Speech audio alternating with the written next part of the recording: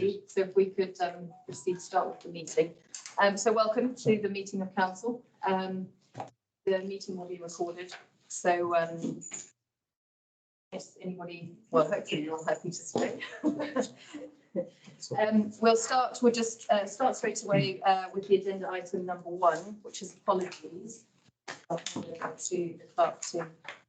Yes, thank you, Madam Mayor. I've got apologies from Councillor Maynard, who's on holiday, and Councillor Turnbull, who can't attend due to family reasons. Okay, thank you very much. On to agenda item. Oh, yes, sorry. Is everybody happy to accept those apologies? On to agenda item 2, declarations of interest. Does anybody have any declarations on any of the agenda items this evening? Councillor Butterworth. Thank you, Madam Mayor. I'm not sure whether I need to stand for this or not, but I'm standing. Yeah, agenda item 9.3, the Oxford Park Pavilion project. As I live near to that, then theoretically our neighbours could be affected by whatever is proposed. Therefore, I am declaring a non-pecuniary interest, and I understand that means I can remain and participate in the debate and could participate in the vote, but I say here and now that in the circumstances I will abstain from any vote. Thank you. Any others? Okay, I'm going to put forward a declaration of my own, so non-pecuniary interest for agenda item 9.5, and that's just as a member of Park. Right, so we will move on to agenda item number 3. So we've got Susan Vinther and Harriet Lois, if I've got that right, joining us this evening as town twinning, so friends of Aldside. So if I could invite you both to present to us. Well, thank you very much indeed. May I be seated to give the presentation? We're really delighted that you accepted our request that we may present to you about the town's twinning with Aldside, and particularly appropriately in this chamber because we're surrounded by items that I'll be referring to on the walls in cabinets and hidden behind the screen. So yes, firstly, what's Aldside like as a town? This is a picture where you can see probably vineyards surrounding the small town of Aldside, which is about the same size as Harpenden. It has a really attractive pedestrianised central square with sort of oldie world historic feeling around it, a kind of street cafe feel, lots of people sitting out and congregating, and it's used often in their social events in the town. Now, wine is very important, so are traditions, and here they combine with the crowning of the wine queen of that particular year with her sash. That happens in September each year at the wine festival, where the wine producers present their wines. And beside her are queens of other produce, such as cucumbers or potatoes. And in 2019, we were there as a group from 25 of us from Harpenden, seeing these queens collecting their crowns and giving their speech of thanks. This tradition is important, but so is modernity and current themes. And just like Harpenden, they are faced with climate concerns, and you can perhaps see some wind turbines there in the near distance from the town.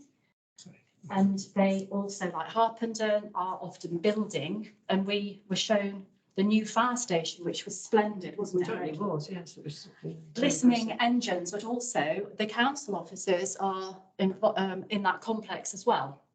So don't know why they wanted to combine those particular features, but certainly that's very impressive.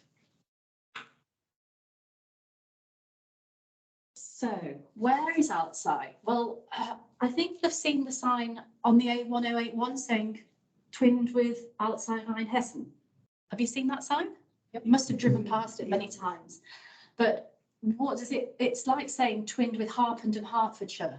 Those are the two names, so Aldside, and then Rheinhessen is the region. So Rheinhessen in English, it produces a great deal of wine. It's within the larger region of Rhineland-Palatinate, or Rhineland-Pfalz, and it markets itself as the secret capital of Rheinhessen.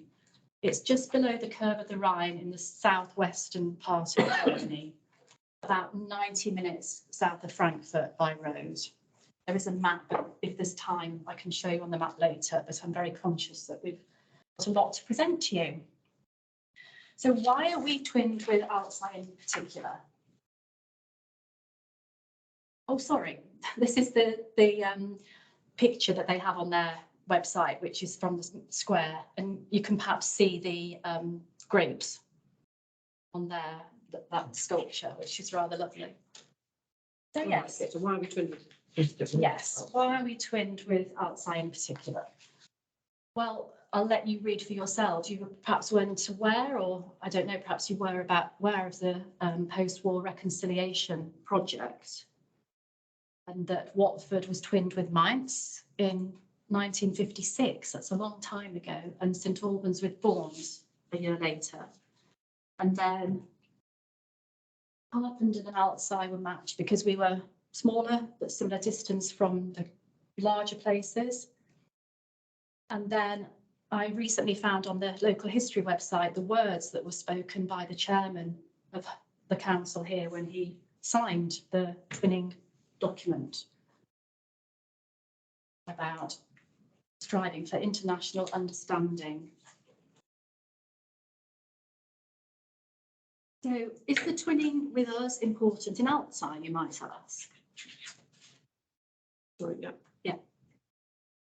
Well, the day after the Queen died, we received a call from their local newspaper asking for comment. And in fact, my predecessor as chair, who's a journalist, he had a conversation with the journalist at the Alzey Daily newspaper, and this article appeared the very next day. So I would say that Harpenden and England are very much on their mind. And then this is a Councillor Scriven and the Mayor of Alzey, Christoph Burkhardt. That was taken in July at Redbourne Golf Club, and we had our farewell dinner, and they were presenting awards. Mr. Burkhardt is presenting an award like this for service to town twinning. I received one, which I'm very proud of, and I think there's one or two in the cabinets, which our organisation received some years ago. So that was a really wonderful evening. My guest was there. She's over 80. She stayed with me this time. I've stayed with her 3 or 4 times, and she's been involved for over 40 years, and I've been involved for 25 years now. And this is a picture of the wine queen who came as well this July, Julia. So, moving on, where do we fit into this as the Friends of Alzey? This is us. We call ourselves also Harpenden Germantown Twinning. So we were formed, as you can see, over 40 years ago now, to share the responsibility with you as the town council for keeping the twinning alive, not just for now, but very importantly also for the future. We have a really dedicated committee presently. We organise the annual visit. That's here 1 year, there the next, apart from when the pandemic gets in the way. We have social evenings, we have conversation opportunities, and we have fundraising events such as a quiz or a dinner. We've got 56 households on our membership database. Harriet's our membership secretary, and we communicate also with the town council, such as Carl and Jane, receive our newsletters. The other point to make is that I would say fewer than half of our members actually speak German. They're so good at German and English in Alzey, sorry. So we charge a small subscription, but we work hard at raising our own funds through the events I've just mentioned. And then we have in the past enjoyed grants from St Albans, a small sum for each guest who comes to Harpenden. we're proud to say that the British German Association asked us to contribute to their best practice in town twinning by looking through, I think, websites. So we have a really good website that's up to date. And we were then approached and asked, as one of the most active in the whole country, would we put some contribution into this guide? So, what on the council side happens about twinning? Well, the town council is represented on our committee. This is currently Councillor Farmer, who's done that since 2017. At least if not earlier, yes. Before that, it was Michael Yes. Weaver. Well, that was Michael Weaver. So Councillor Farmer attends our committee meetings. And then you have a town twinning liaison committee, which meets once a year in February and is chaired by the mayor. In addition to that, your Democratic Services and Civic Officer has town twinning as part of her portfolio of tasks.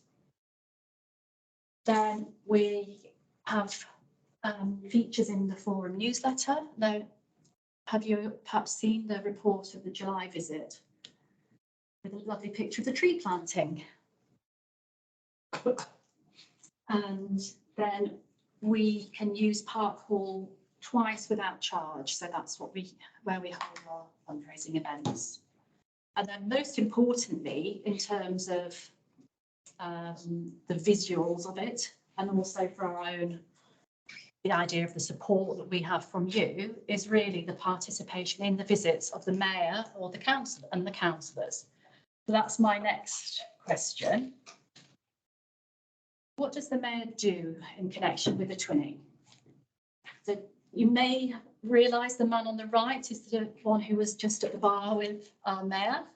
Soon after that, he handed over his chain of office to a man called Stefan Jung, who has been there in Altside since the 1st of September. Oh, sorry.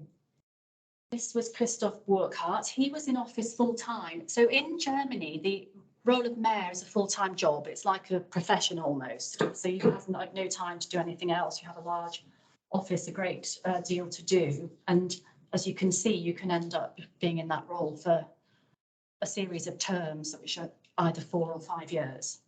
So Christoph built up a very close relationship with Harpenden, I would guess. We're on first name terms, and he came with his family. So those were recent visits with the names of the mayors who were in post in Harpenden at that time. And then Harpenden mayors who visited in recent years, Councillor Farmer, but you've visited in your private capacity as well. But that was the 50th anniversary and you gave a speech and received The barrel. barrel behind the screen. Very low.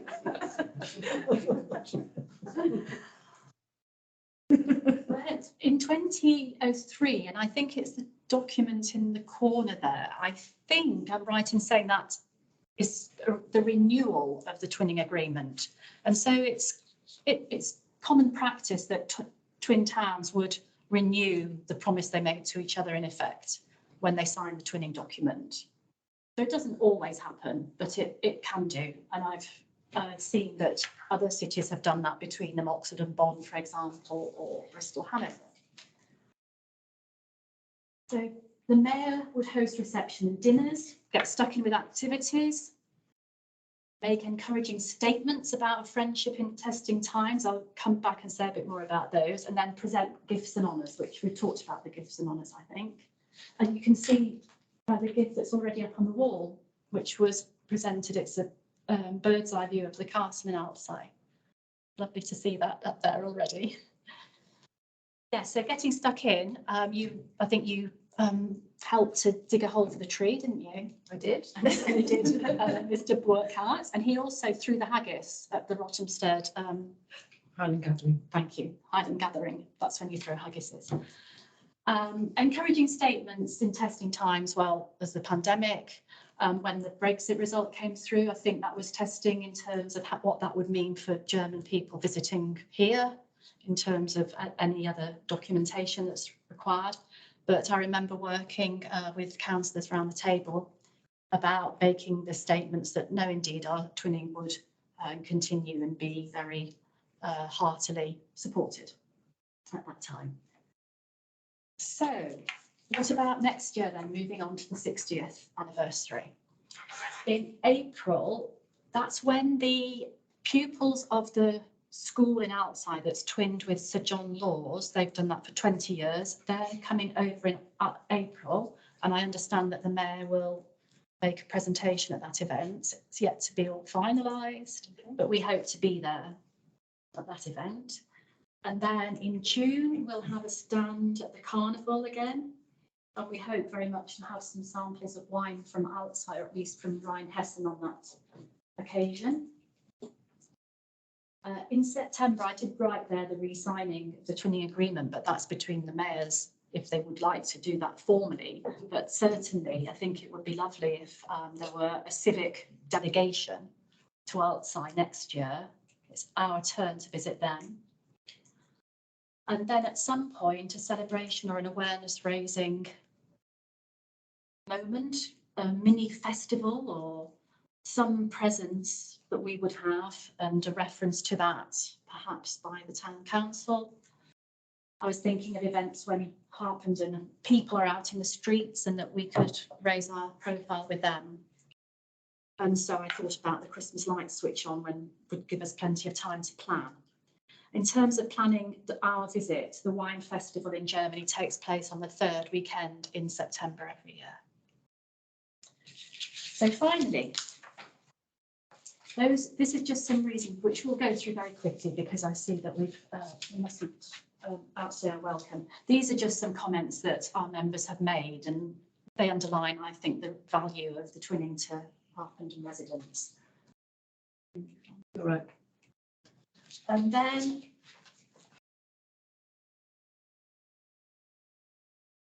we'd like to thank you very much for your attention. We have here forms which will be, because we'll all depart. If you would like to come to our quiz at the end of the month, if you'd like to join, there will be no charge, even though it says there's a £5 charge. If you were to join, there wouldn't be a charge. You would hear at a later date about renewing a subscription. And then I have for you, please, I'd be very grateful if you could take away a little flyer with the QR code for our website. Thank you very much. Super. Thank you very much. I certainly know I had a wonderful time that weekend, hosting the Friends of Alzey and the mayoral party from Alzey. So and my husband and I actually said that we would try and make the trip over next year. Well, this year, isn't it? Yeah. Next year, in a personal capacity. Obviously, I won't be mayor at that time. But did anyone have any questions? If you're happy to answer some. Well, yes, indeed. Time allows. No questions. I would say our website is extremely thorough. Oh, sorry, Councillor Gregg. I'm just going to say that I've, though I haven't been a particularly active member of the Friends of Alzey, I haven't had the opportunity to do so. I have had the opportunity to see some of the things that they do firsthand, other than the visit. And town twinning, I think, is something this council should very much support, both for this town and the French twin town as well. And I think anything that we can do as a town council to further this is very much worth our support. And I'd certainly like to thank you for managing the Friends of Alzey, which do so much to continue to foster what I think is an extremely valuable connection. Thank you very much. Lovely. Super. Well, thank you both for your presentation. Thank you. We will give you the opportunity to leave. Thank you. You have to endure the rest. Do you want your clicker up that end? Do you need? No, you this? can leave it there. Yeah, thanks very much. Thank you. Thank you. Thank you.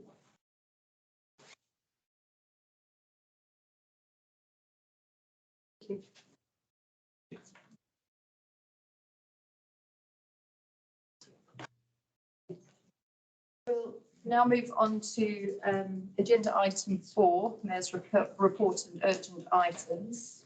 I'm not aware of any urgent items. No, Madam Mayor. The only thing I wanted to bring to your attention was that there'd been an update on the Rothamsted Park Pavilion item, agenda item 9.3, which relates to the potential external financing of the project.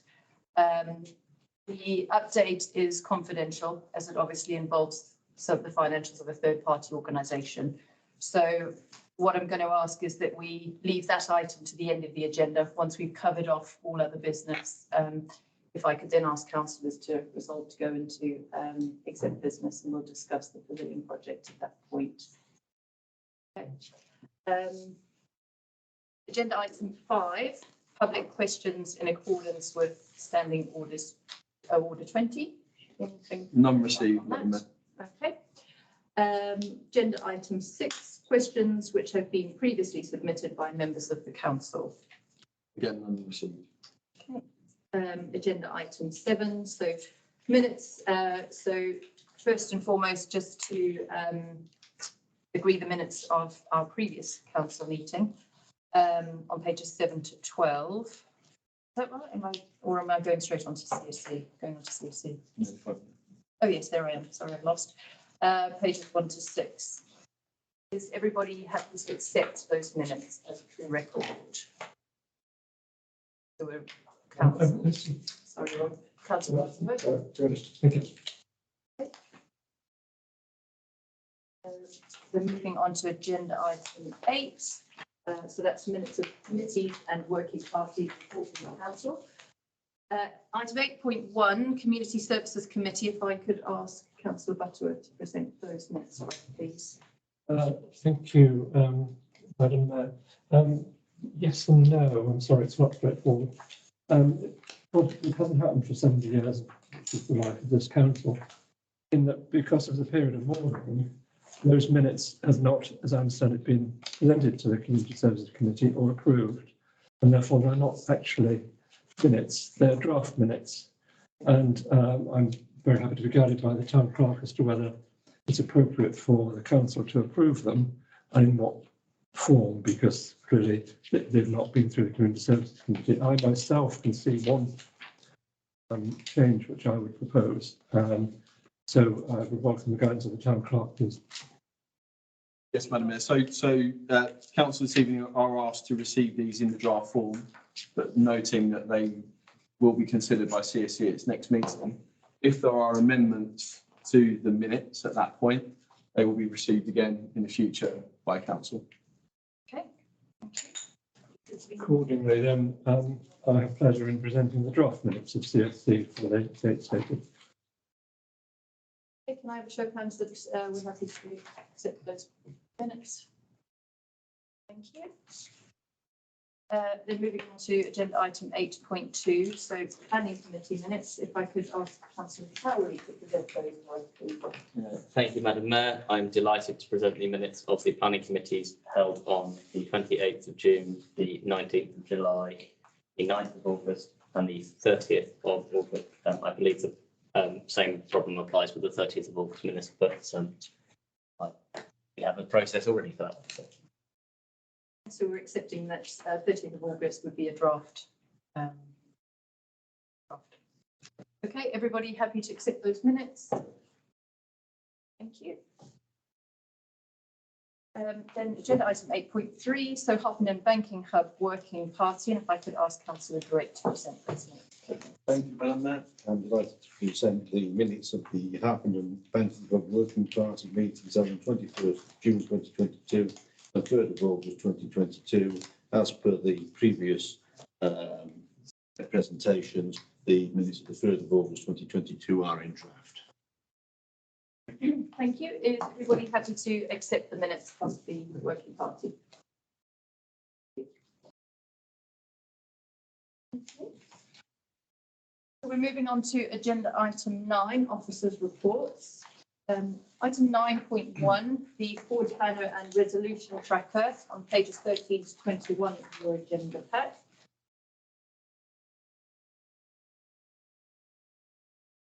So the recommendation is the council to vote and approve, subject to any comments or amendments, the board plan attached to Appendix A, and 2.1.2, note the resolution tracker attached to Appendix B, and approve the removal of these resolutions marked complete. Does anybody have any comments or questions? Linka. Thank you, Madam Mayor. I just wanted to question on page 17, the Robinson Park School Communication Area.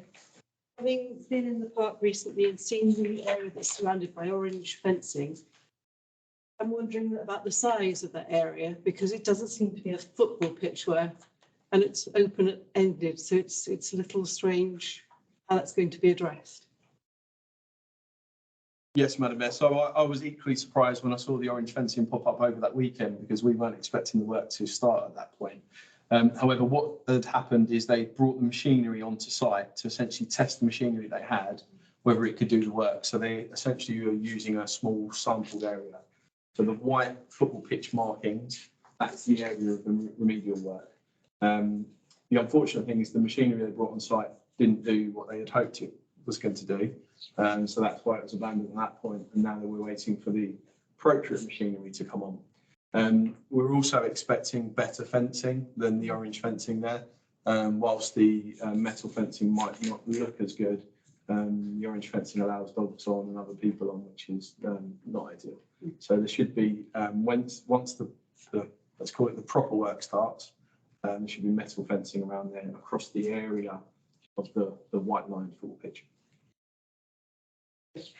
In addition, in which case can we not mark it as complete because I don't think it is.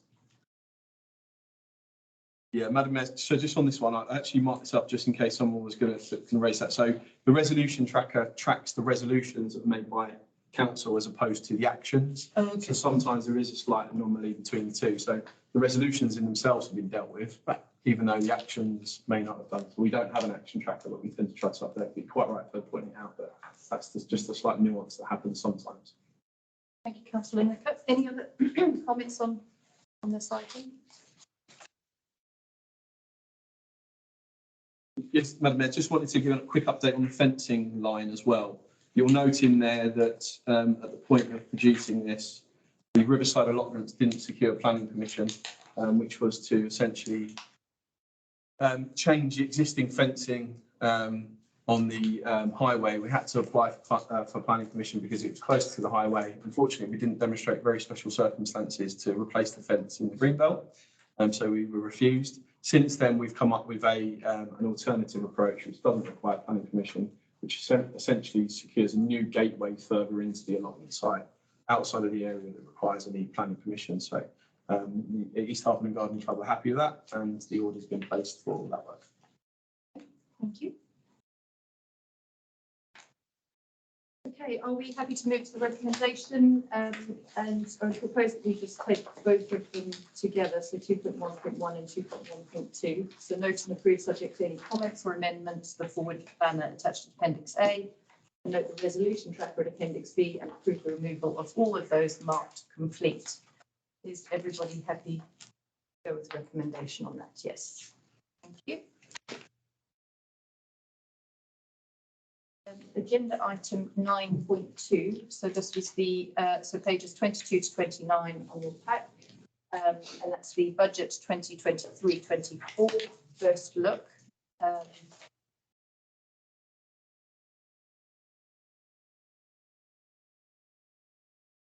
Right, purpose of the report just to set out the main influence of the Bristol Corporation expected impact on the 23-24 budget. If I could hand over to the clerk to introduce this for us, please. Yes, thank you, Madam Mayor. So first thing to say is ordinarily the first look would have gone to Corporate Policy and Finance Committee, but the committee obviously couldn't meet recently. So the first look is coming to council this evening. As you know, we're required to set a balanced budget, and our approach, as always, from officers in terms of the first look is to present the picture as if we are delivering to the same quality and the same volumes. And I would say that, as I always do at this point, we are a really lean council when you compare what we deliver to the resources that we have available to us.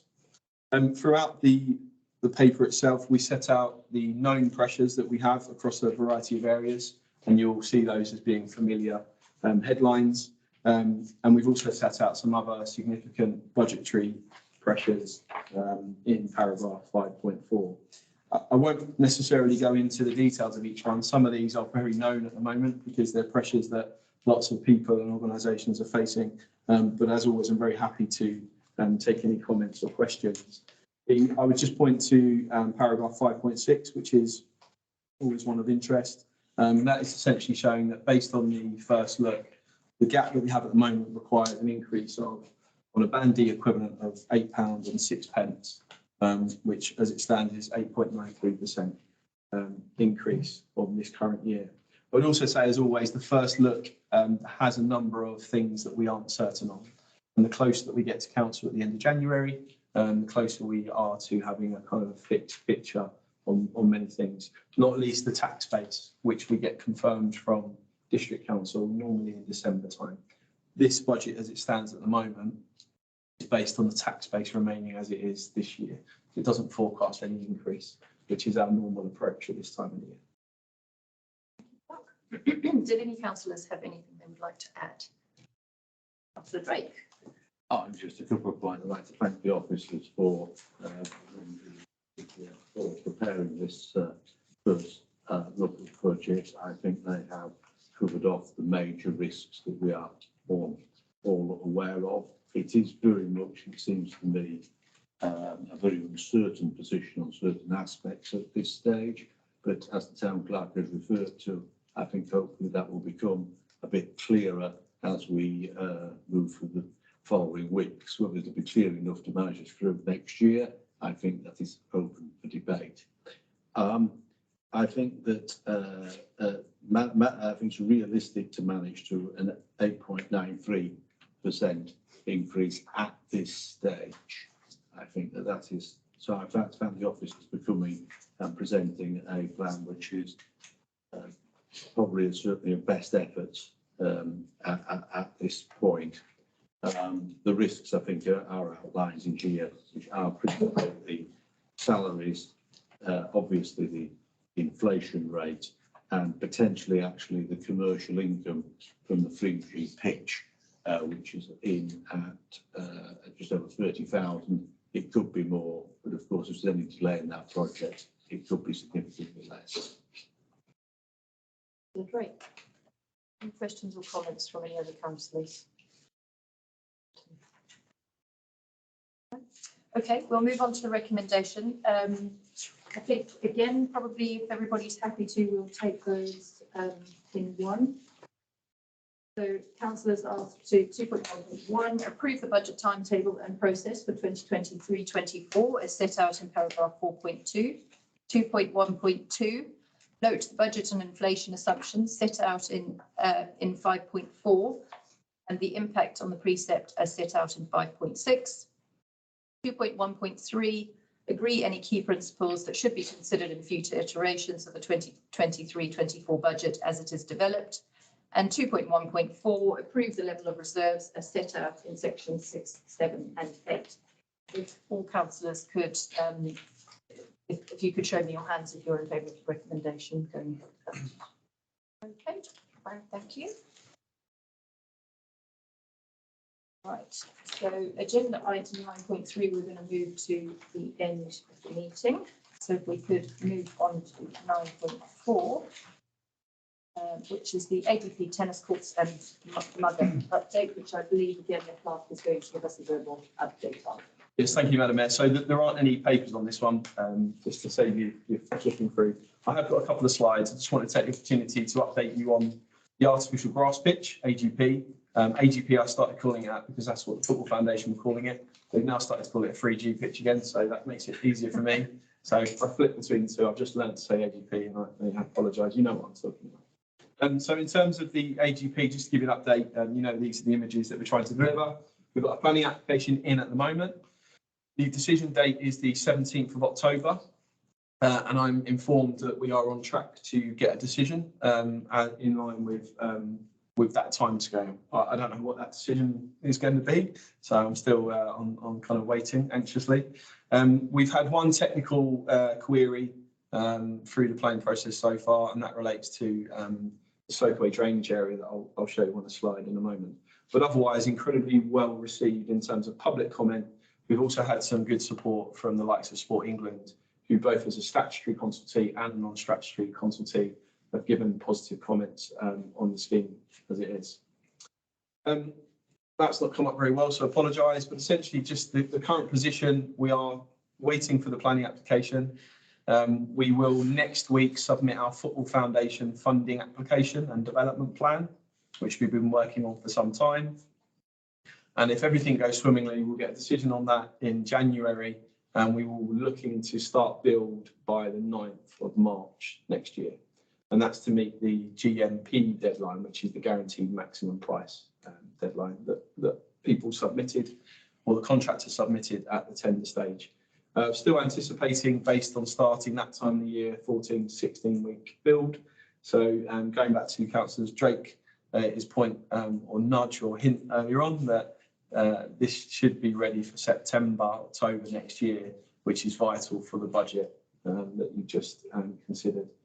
So the pressure is on, but we're on our way. Planning is the big hurdle that we need to overcome. There are still 2 land transfers in relation to the site that I flagged to you last time. So the main one in terms of the 3G is the red area on the right-hand side. So this is an area that currently is kind of a bit of a no man's land, gets maintained bizarrely by our own maintenance contract, although we don't own it. So we've requested ownership of that, partly because it seems a sensible space for the town council to own alongside the rest of the park, but also because there is a soakaway on the blue oval area that we were always looking to utilise for the grass pitch, for the new AGP that's currently used for the grass pitch. The complication is that the technical question from the planning officer is that they've asked us to have a written agreement with the current owner that we're allowed to discharge water into that soakaway. So we've got a bizarre situation at the moment where we're still trying to chase up to say, will you transfer this land to us? And in parallel, if you won't do that, please will you allow water to be discharged into that soakaway that naturally will discharge into it anyway, regardless of whether there's permission on the grass pitch. So it's one of those strange technicalities, but we have to follow up on that. The red area on the left is the storage depot and the access way, which again, as previously we've mentioned to council, we've explored with the district councils whether they would transfer that, and we're waiting for an official answer. So the blue oval area is the key kind of issue at the moment, as far as we're aware from the feedback, but hopefully that will be unlocked soon. If we don't secure permission or ownership of that land, we do have a plan B, we have plan C as well, which is closer to our land, but that is the optimal answer for the site and the water itself. That's it for the AGP 3G. I also said I would bring back work that we were doing to explore the use of the tennis courts and the multi-use games area. At the last meeting, council approved that we would do some further scoping. I would like to bring this back again in November because there's more work to do on this, but just to give you an interim update, we've met with the Lawn Tennis Association, who are unsurprisingly very keen for us to make sure the tennis courts remain in tennis use, which is fair enough. The surfacing is of a decent standard. We know that the floodlights need or are going to need replacement at some point down the line. What we've agreed with the LTA in the interim is that we would keep them in tennis courts form or tennis court use, would have them much more open to public use, and we're going to utilise the LTA booking system and software that they have. And we've applied for a grant from the LTA to introduce a secure gate system on the yellow oval. So essentially you would book through the app. It would be pretty much open access to book, pretty much low fees and charges, but that will need to be considered by CPF later in the year. But you'd book on the app, you'd get a special code, you'd be able to go to the security, type in your code and get access for your slot. So that's the proposal for the tennis courts as it stands at the moment. So no change, just bringing them into use. And if I just finish the other bit, but what I would like to continue to do is explore a potential expansion of the multi-use games area. There is potential funding for further 3G small-sided pitch in that area that could allow us to support a wider range of sport. So essentially what we'll be doing is maintaining the tennis courts as they are at the moment, but kind of pulling the four corners of the multi-use games area out. So it would be utilising a greater area on the left of the screen. The trees on the right between the multi-game zone and the tennis courts aren't there anymore. So no great issue on that side, but we would be extending out to the left as you look. So the plan is to continue to scope that option and bring back proposals in November on that particular. So briefly, I think. Thank you. Councillor de Court, you had a I question. was just asked, I was intrigued by this excellent idea from the LTA to have the code to get in. Is it the same problem though, getting people to get out at the time when you feel you've booked it and paid, you have to get the people out, but there's no solution to that? I suppose there's no different from now, is there? Yeah, no, there's probably no difference now. So I think we've been relying on kind of sort of self-management. If there becomes big issues, then we'll have to pick that up as we go along. We do have the beauty of having a park ranger in there at the moment who could help with that down the line.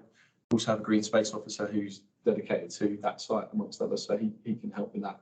It's worth saying that this is a new bit of technology that the LTA, I understand, are rolling out across the country. In every region, they're going to have a preferred contractor that they're currently tendering for. So that contractor will go out and deliver all those in the region. And I'm assured that we're high up on the list in terms of receiving that. So in terms of cost, it'll be net cost to us to get that installed. And am I correct in thinking you were hoping it would be up and running by November? Yes, hoping, and it has to be really. So we officially take the operational management from the 1st of November. And so, yeah, it will be up and running. The plan there'll be a strange interim period between us having the operation and not agreeing the fees and charges. So the plan is just to roll over the current arrangements during that time, but under the new booking software and access. Okay. Councillor Butterworth. Thank you.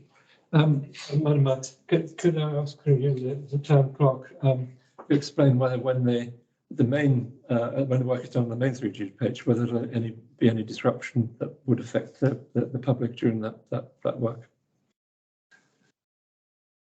Yes, Madam Mayor. So there will need to be the normal construction plans that are in place. The main disruption that I would expect would be similar to during the leisure development. So as it stands at the moment, the construction traffic is going to need to come through Angry Lane, through the car park, whilst not to the same volumes of the leisure development. That is going to likely to have to be the route through to that. So there will be some disruption. It's obviously a much shorter overall build time, and the construction period of the vehicles that would be of the most troublesome would be in itself quite a small period as well. So there will be disruption. It's quite a restricted site, as you know, to get access to. So.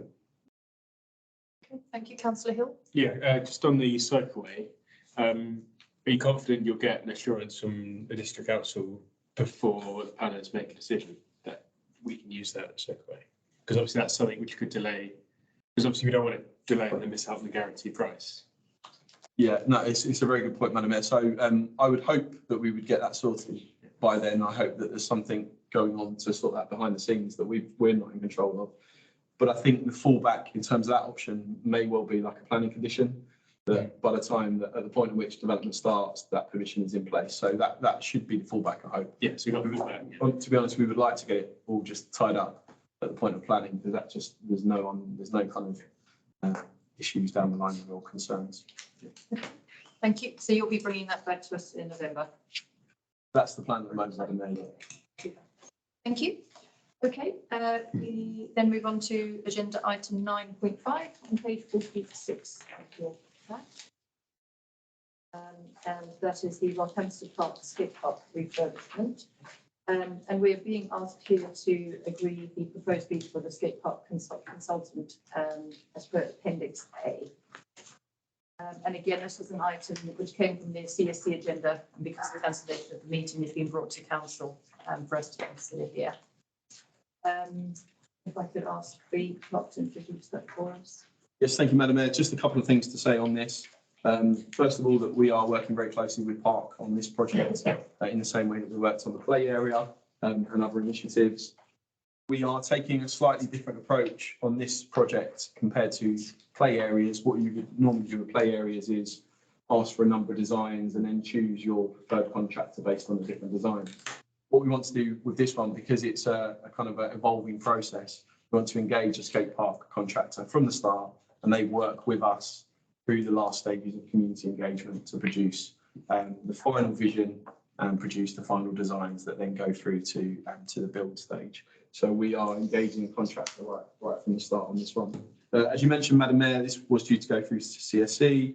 The draft vision that you see in the supporting document is still draft because we are due to soon meet with Park to see whether there are any changes we wish to make following the survey, which had a really good response that we ran a few months ago now. So nothing further to add. Okay, thank you. Do any councillors have any questions on this item? Councillor Butterworth. Thank you, Madam Mayor. Just with reference to paragraph 3.2, comes to get 5 nearing the end of its life and requires investment to bring back to current standards. Is it worth noting, and the town clerk can confirm, that despite that comment, we've no reason to believe the current skate park is unsafe, and indeed it is inspected regularly from a safety point of view, just to relay any concerns that could arise from the current wording. Yes, Madam Mayor, so we had a fairly recent health and safety inspection that we carry out on all our play areas.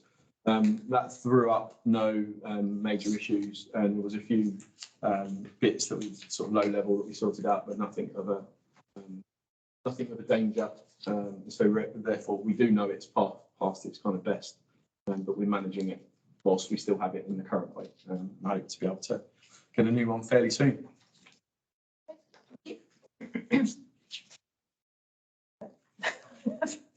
You're still. It's all right.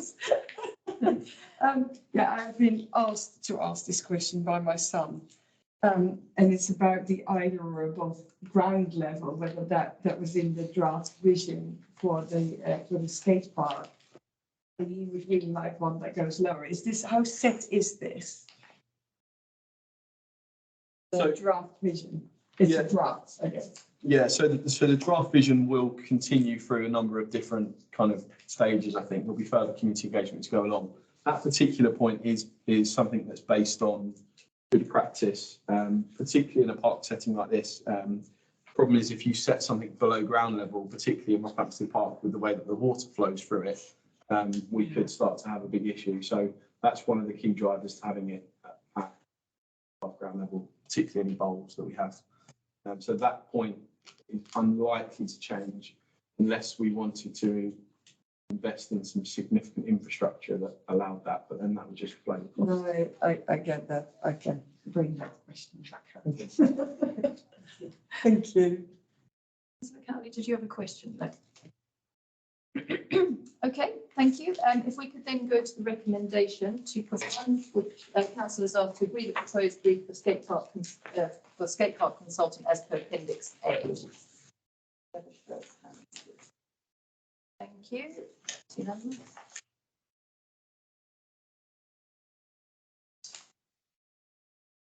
Moving on then to agenda item 9.6, which is the Batford Springs Management Plan Improvement Works Update Approval of Contractor. And again, this is page 53 of your agenda pack. This was a CSC agenda item, which again has been brought to council after the cancellation of that meeting.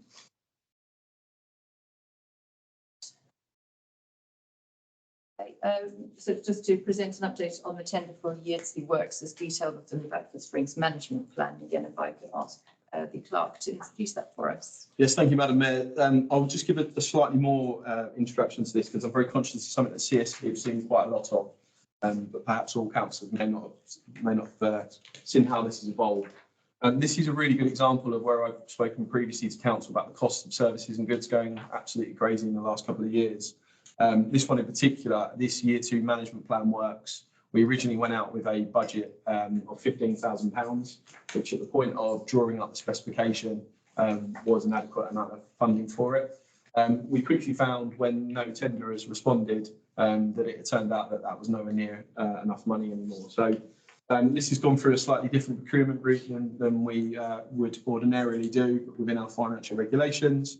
So essentially, we've got to the stage now where we went back to some contractors that we know do this kind of work and got more of a realistic idea of costs. And that is what you have in front of you now. I've got a couple of images just to bring us to life slightly, and just really to say that these aren't nice to have pieces of work. They are health and safety projects or initiatives within the management plan. You'll see from these images here, and I can share these around afterwards, or I'm not sure, I don't think they're in the pack, but essentially the banks in a number of places around the nature reserve are kind of collapsing in, which two negative impacts. That one, that could mean the collapse of pathways, and it could happen at any time and someone could be on the pathway.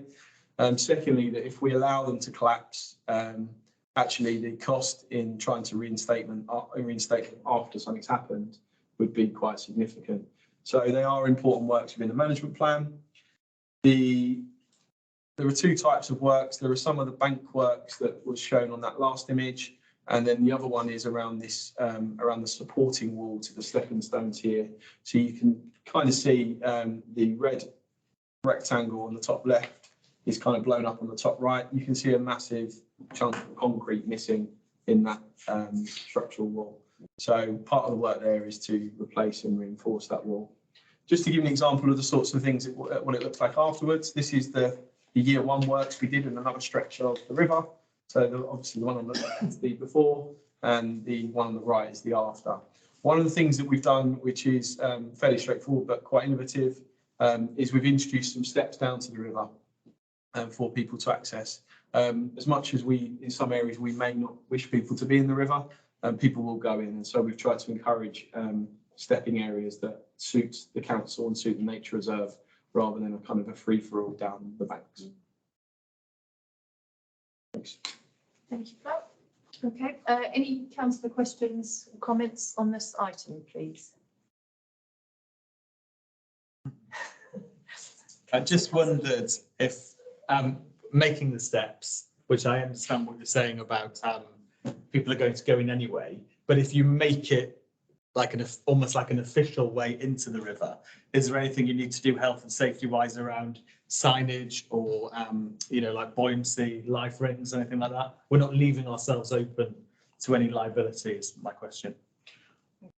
Yes, Madam Mayor. So we have to undertake a water safety review around all of our waterways anyway. So mainly Backford Springs, the chalk streams, which are obviously quite shallow, but we still have to have a safety review. The River Lee as it passes through the nature reserve, because we have responsibility for it as it passes through our two sides of land, and also South Down Pond. So all of those areas already have water safety risk assessments.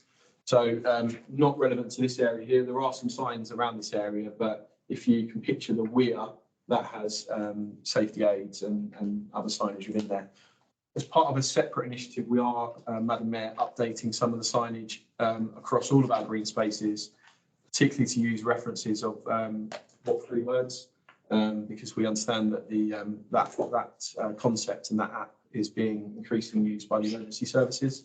So we're going to be having some signs put up around green spaces to say, this is the what three words for this where you are now. So yes, we do have to carry out risk assessments.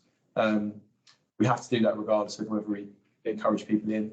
And actually, in many ways, adding in places for people to come in is us showing that we are trying to mitigate any risks in that way. Councillor de Court and then Councillor Hill. Does the safety assessment in that area include warnings when there's yet another discharge of sewage into the River Lee? Because now we know that that's happening on such a regular basis. It's like Councillor Cousin has said, we're inviting people into a river that we know is regularly polluted for flooding incidents. Yes, Madam Mayor. So at the moment, we don't include any signage on those sorts of risks. Councillor Hill. Yeah, just on the discussions with the two contractors, were they quite similar in terms of like lifespan of what we want to do? So are you confident that whichever contractor we choose, you'll get a good sort of, I don't know, few decades, whatever, how long these things might last? Yes, Madam Mayor. So one of the benefits of having the procurement issues that we did allowed us to go and have detailed conversations with contractors that we know are specialists in this area or we've worked with before. So we're confident on both of them. The contractor that we're putting forward, we're particularly impressed with their response to the proposals, and we've worked with them on lots of other things recently. So we've got lots of confidence that they do a good job, but it would also be to sort of a long lifespan as well. Any other questions? Okay, we have to move to the recommendations. So council is 2.1. Councillors asked to 2.1.1. Note the update regarding the Backward Springs management plans, year 2 works tender process. And 2.1.2 approves that NCS Countryside Services undertake the works at a cost of £26,111. Contractor fee, paragraph 3.4 below. Can I have a show of hands who supports that recommendation, please? Thank you.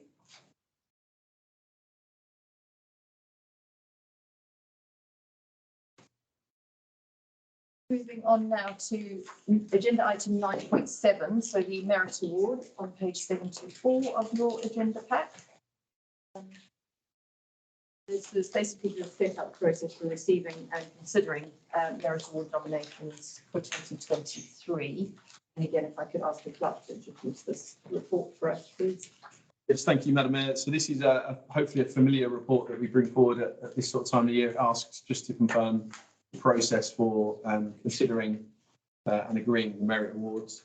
There is one change to being put forward this year, and that is that town council officers can also make a nomination to the working party. One of the reasons why we're suggesting that is often in our day-to-day work, we come across people that we think may well be befitting of this kind of nomination. And so that's the one change that we're suggesting. There is also a question mark, Madam Mayor, as to the way in which council wishes to decide the awards. Historically, there's been a small working group. There's no reason why this couldn't be something that one of the committees that are already set up look at, which would give a kind of a wider number of councillors the opportunity to discuss and debate the nominations. As it's written, it's in the same form as previous years, but that's a discussion you may wish to have, Madam Mayor. Okay, thank you. So I think as part of the working group, that's made up of the mayor and deputy mayor.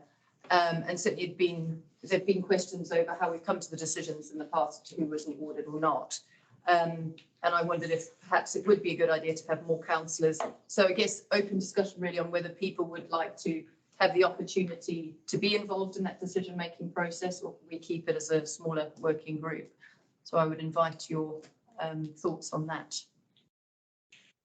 Councillor Cousin. I think it would be good for it to go to a committee. That's my point. All right. Anybody else got any? I just got the question, how much of a task it is? How many nominations do we get? Could it just fit in a meeting like this and we could all? Certainly from my own experience of having done it last year, there weren't a great deal of nominations. I think we considered maybe 3 or 4. And it was a single meeting. So I don't see why it couldn't be put in as a report in one of our committees. Any other views? I'm doing badly on surnames this afternoon. It's fine. People forgetting my name is. I do know who you are, Councillor Curry. Just a question really about whether, if it's such a small number, whether it should come to full council or whether it should come to a committee. I'm not sure if there's a process that means it has to come to committee first, but it just seems if it's a small number that it might well be better cutting out the middleman, as it were. Councillor de Court.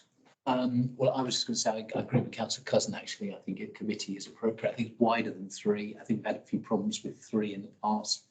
Thinking about the capital receipts allocation, that was difficult for me to understand that process because many things have been excluded from consideration by the time it came to full council. So I think it's a big step forward. I really like the idea, by the way, of allowing officers to contribute. I think they do get experience of wider things. I just feel, basically what Councillor Cowley said, I think a full council meeting, us all sitting down for the first time looking at it. No, I don't think it's quite right for people not deciding whether standing up or sitting down to make the statements. It just could get a bit, a little bit too. I think we wanted more a freer discussion about it, and maybe would happen in full meeting. Councillor Palmer, do you have something to add? Well, I was only saying, having sat umpteen times. Yes. over the last 16 years on the committees. I think it would be a good idea to have a wider group of people looking at it, and it's not usually very many nominations. I've never seen more than 4 in years. Okay. And I think, yes, and I quite agree with Councillor Court that it makes more sense for it to go to a committee. Initially, I don't think it would be appropriate for it to be discussed in full council. Fine. I think my own view on it is probably more suited to CSC than CPF, given the sort of the methods that we covered. So do we need to sort of take a vote on this, that we would like it to go to a committee, or? Yeah, it'd be useful to resolve, you'd like it to go to committee. Well, essentially an amendment to the recommendation that's set out in here that this nominations would go directly to, it's suggesting Community Services Committee, and any recommendations then sent through to council in the ordinary way. Oh, sorry, Councillor Butterworth. Thank you, sorry, I didn't go on to drafting, but realise where we're going. My own view is that perhaps you need a smallish, doesn't have to be just 3, group to recommend and then go to a wider committee, because there may be some things that are quite sensitive that need airing, need filtering before it goes to a wider committee. But the other related point about involving a committee, and it could be CSC, of course it could, is it's only every 2 months. And then not if a royal dies. So, whereas a small group is more flexible. So there are 2 issues there. One is a sort of filter, and the other is the sort of two month time scale. Thank you, Councillor Butterworth. My understanding is that the group only meet once a year. Is that correct? Yes, that's correct. Okay. And generally with the nominations only being 3 or 4, it kind of feels like it would just be double work, but I don't know if I'm missing something. Anything to add, Councillor? Yeah, I was going to say, I think you're probably right, because it is such a small number coming through that in practice, it's very rare. We'd look at them, because I've never seen more than 4, and it's usually 3. So I think it wouldn't. I think you want to do one or the other. I don't think it makes sense to do both. Okay. I guess, sorry, Councillor Hill, I'll come to you in a moment. I guess when we've got officers giving nominations as well, we might find that there are a larger number coming forward. But certainly to start with, I think to have it a committee and maybe see how that goes. Councillor Hill. Yeah, I was just going to say, I mean, presumably we have a CSC meeting in early January, which, like a couple of weeks before the council on 23rd of January, where we could discuss it probably in exempt business in CSC, and you have a couple of weeks before, well, whatever, before it goes to full council. Okay. All right. I think we're probably ready to move on to the recommendations. So 2.1, council was asked to approve that a working party comprising the town mayor, deputy mayor, and past town mayor be set up. So I think we're going to take that out, aren't we? Yes, Madam Mayor. So I think the recommendation you're being asked to approve now is that nominations are made by councillors and town council officers, and those nominations will be considered by the Community Services Committee as opposed to setting up a working party. And then that recommendation would be put to council. Sorry, I agree with exactly that, but I just wonder, the other committee could equally well do it. So do you want something about the wording that if, for example, community services, the agenda was really full for that, for the next meeting, that if necessary, the other committee could do it? Because they're both equally able to, to do the job. And if one agenda was really light and the other was really full, or one meeting wasn't quorum, so it didn't take place or something, it would just allow the other committee to do it without any further procedural stuff. It's just an idea. I'm not sure what the logistics of that are and whether it's sort of feasible, but I would have thought it's more straightforward to have it just assigned to one. Any suggestion on that? Madam Mayor, I'm just trying to wrap my brain to think which comes first in January, CPF or CSC. I think in reality, the CSC agenda in January is light enough for it to be included. So unless there are some exceptional circumstances like we've had recently, I think it should be okay to go on to there. If there are issues, then we will have to come up with another plan if that's okay for the council. Sorry, Councillor I was Farmer. going to say, actually, I hesitate to make any procedural comments to the clerk, but I mean, surely if necessary, you can call an extraordinary meeting of that committee. We could do, Madam Mayor, should we need to, yeah. Okay, well, hopefully not. Okay, thank you. I think we'll go to the recommendation now, so that that will be that nominations are taken from both councillors and officers, and they will be considered by Community Services Committee, and then recommendations taken to council thereafter. Is everybody if I could have a show of hands for those in favour of that recommendation. Okay, great, thank you.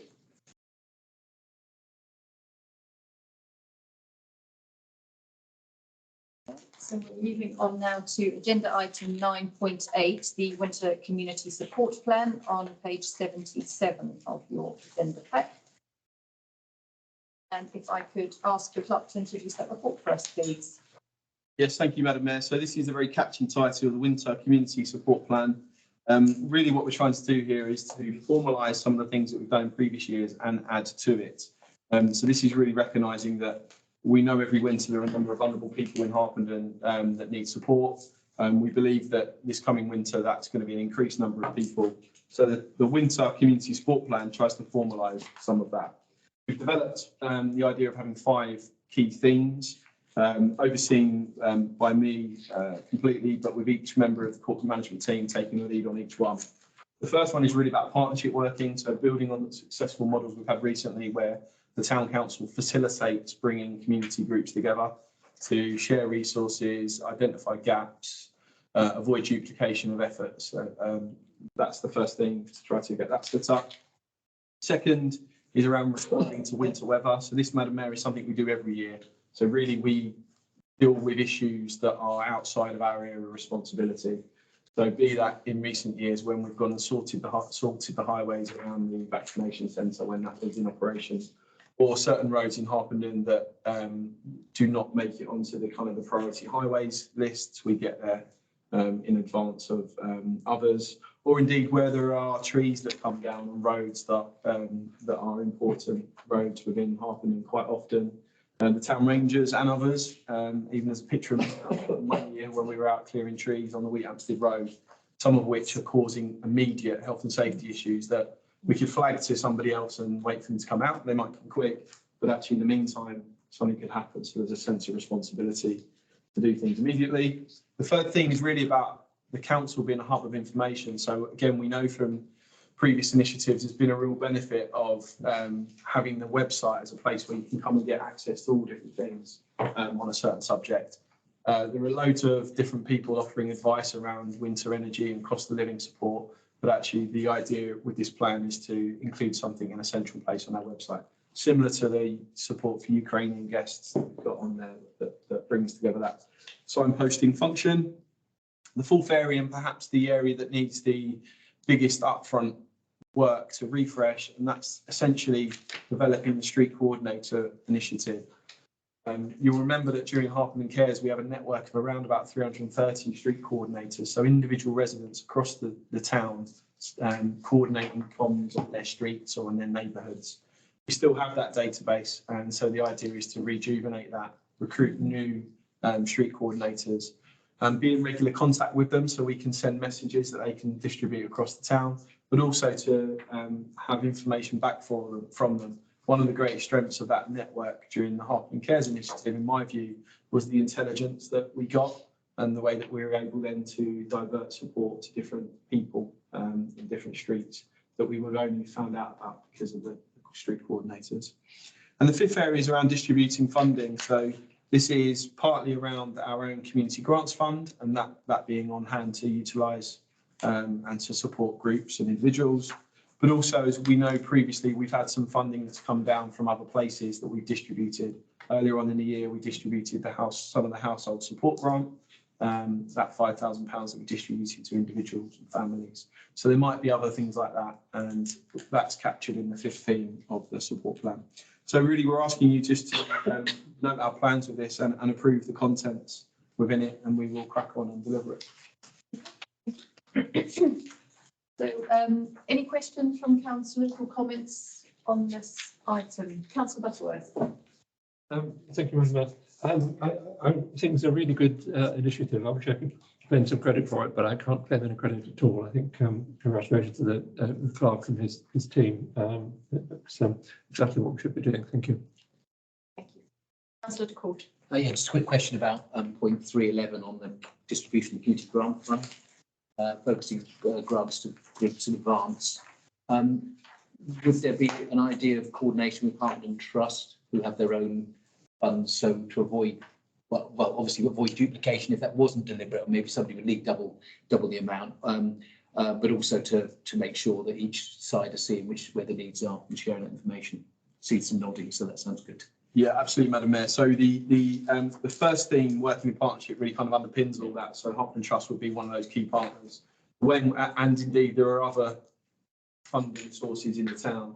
So the way it's worked, particularly with supporting Ukrainian guests, is brought people together to focus resources on where it's most needed.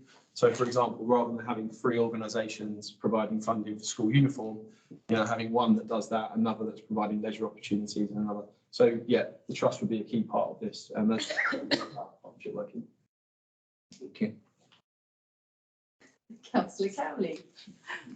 My name just on the Council of the Hub of Information, I think it's a great idea. I think the web pages, the new website in particular, is very, very good. And my credit, not my credit, but my thanks to the officers for their work on that. And the social media channels are also doing a great job. In terms of cost of living stuff in particular, I'm conscious that there may be groups who need cost of living support more than others who are less likely to use social media and websites, and particularly people who are in their pensionable ages and might have some problems with cost of living. Would it therefore be possible that we could also include this in a paper format? I'm thinking particularly the next forum edition. Just a signpost, if nothing else, to the fact that this information exists. Yes, Madam Mayor, the plan is to use December forum to have some content. That's the difficulty you have is at the point at which sign off the content is often like 6 weeks before it drops. So forum will be utilised again through the partnership. That's the way in which we get information out in alternative means than online. So the word of mouth, the befriending support that different groups are offering locally. So yeah, and in the past we've also produced bespoke flyers if they're needed as well. So again, we would look to do that. Okay, thank you. Any other comments? Okay, we can then move to the recommendations. That's at 2.1. The council is asked to note and approve the contents of the Winton Community Support Plan. If I could have a show of hands for those in favour of going to the recommendation. Thank you.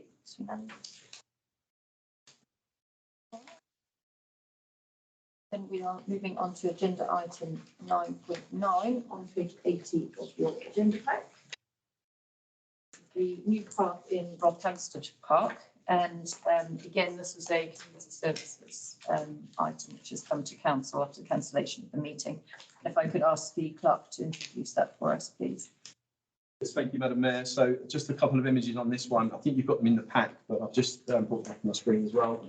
The idea with this path is this path goes across the red line that you can see on the screen there, from the Lime Avenue across to the corner of the play area and up servicing the tennis courts and multi-use games area. This is roughly what it looks like at the moment. Probably looks a bit worse than that at the moment. So this was caused by the construction vehicles having to get across the play area. Our original plan was to make that good, but then we realised that we needed a contractor to fix the lights, and then we needed a contractor to do something else. And without a proper way across, we were continually just going to be wearing the grass away. So CSE started to consider what they would want to do around that. They concluded that they would like to put a path across, but there was some, we had basically 2 options. Do we put a bound gravel that we've seen in other areas of our green spaces and is similar to the surfacing, Madam Mayor, outside of the EMC and the new leisure centre, or do we do a resin-based surface? This area, as you'll know, is got a key in the key flood water zone when we get flood issues. So generally, the recommendation from officers having looked into this is that should council wish to put a path across, it should be resin or not put a path at all. The bound gravel, the unbound gravel rather, will be worn away, highly likely to be worn away. We know the area outside the EMC is already sort of struggling a bit. And just from a cost point of view, this resin will or should last at least 15 years. And therefore, yes, it's 3 times the price of the unbound gravel, but is it likely that we would have to replace the unbound gravel at least 3 times in 15 years? Probably, or highly likely. So the recommendation is to move the pathway across there, or have the pathway across and introduce a resin similar to this image here. Thank you, Clark. Any comments from councillors, questions? Yeah, can I just ask about, I mean, I'm getting a bit tricky here, but what about path to the skate park? Like, can you get to the skate park, skate park on a path without having to go on the grass? Yes, you can. Because There is a path sort of on that, but in front of the, in front of the gym. picture. I think you have to come across grass. Yeah, it depends, Madam Mayor, where you're talking of coming from. So there is a path that springs off to the skate park. There's not a path from the Lime Avenue across here. And it's probably worth saying that the CSC on their forward plan have got a pathway improvement action plan that they'll be considering soon. So we're currently undertaking an assessment on all of our other paths because we have some, after this project, if agreed, we'll have some funding left to do some further pathway works. So within that, there are a series of other recommendations for paths around the town. I must say there isn't one in there, there won't be one in there to do with the skate park, but that's not to say that committee or council won't agree that. But I think that you'll find there are lots of other priority areas that would benefit from new paths. Yeah, I mean, it's us because we're doing this because we've invested the money into the clearing. We probably wouldn't have done it without that. But just feel like, in a couple of years' time, if we see the skate park getting lots of use and, another something like that. So, because people are sort of skating along the grass in the winter, it might be a 2-stage process in which we do that again a couple of years after we've done the skate park. But I mean, there's no point doing a part to the skate park now because we might rip it up and move it or whatever. But that's just something that might come down the line as part of the skate park. Okay. Right, any other comments? Okay, we'll move to the recommendation at 2.1. So council has asked to 2.1.1, approve that the path is constructed of resin-bound gravel, as per paragraph 3.6 below. 2.1.2, approve that these works be carried out by TP surfacing and coating based on a quotation of £35,422. And 2.1.3, approve the release of up to £38,000 from the capital reserve for path improvements as set out in section 4. And I ask for a show of plans in favour of the recommendation, please. Thank you. Right. So at this point, we are referring back to item 9.3 on your agenda, pages 30 to 45. And this is the item that we wanted to move into exempt business. So if I could ask council to resolve to that in view of the confidential nature of the following items, which relate to business matters of other individuals and organisations, the public and accredited representatives of the press shall be excluded while they are discussed. This is in accordance with the Public Bodies Admission to Meetings Act 1960, as amended by the Local Government Act 1972. If I could ask councillors if they're happy for us now to move into exempt business.